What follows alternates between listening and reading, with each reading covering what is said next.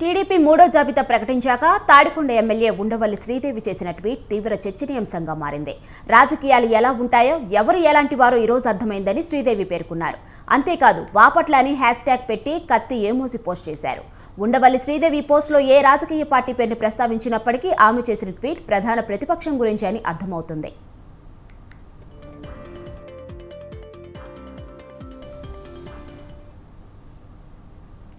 ఉండవల్లి శ్రీదేవి గత ఎన్నికల్లో వైసీపీ తరపున శాసనసభ్యురాలుగా గెలిచారు. అయితే వైసీపీలో ఇతర నేతలతో సఖ్యత చెడడంతో ఆమె టీడీపీకి దగ్గరయ్యారు.